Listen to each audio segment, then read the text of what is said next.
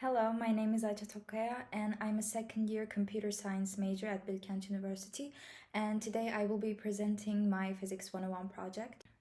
The main purpose of my experiment is to observe rotational motion and understand the effect of torque on the angular velocity of a rotating object. And in this experiment, I will be applying a constant force to an object to rotate from different perpendicular distances to observe the effect of torque. Here are all the materials I used in my experiment. As a rotating object, I chose a fidget spinner as its angular momentum is being conserved when there is no external force that is applied to the object.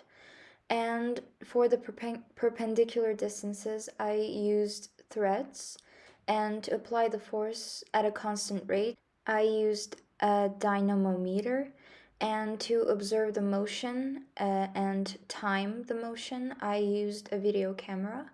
And to find the lengths of the threads, I used a 30 centimeter ruler. And here you can see all of the materials I used. And here you can see the thread I measured for the 15 centimeter perpendicular distance. After the measurements, one of the ends of the thread is hung to the needle of the dynamometer. Then, as you can see, the other end of the thread is also hung to the fidget spinner's arm. As the arm length of the fidget spinner is less than 1 centimeters, the perpendicular distance of it was neglected during the measurements.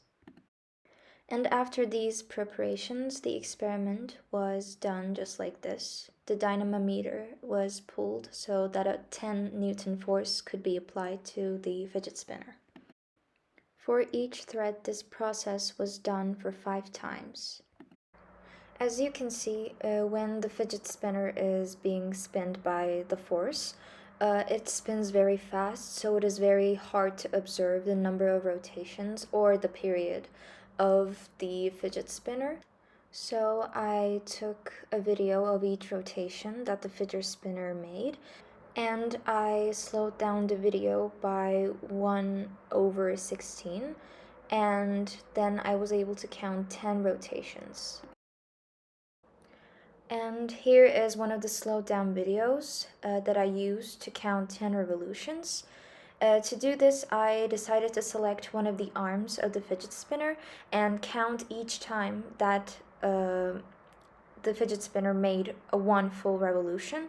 And to not forget which arm I selected, while watching the video, I also followed the arm with my finger. And after 10 revolutions were done, I stopped the slowdown video and wrote down the time that was written in the video. And as the video is slowed down by 1/16x, I then multiplied each value by 16 to obtain the actual time it took for the 10 revolutions to be made by the fidget spinner.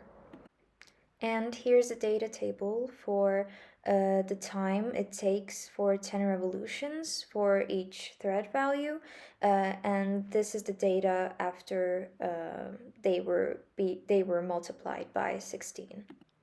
And by dividing each data from the other table by 10, we obtain the one period of the rotating object. As now we know the period of the rotating object, we can calculate the angular velocity of each rotating object using this formula. And this is the table we obtain after the angular velocities are calculated. And this is the table for the average for each 5 trial. And here is the graph between the average angular velocity and the perpendicular distance. And this graph simply shows that there is a linear relationship between these two components.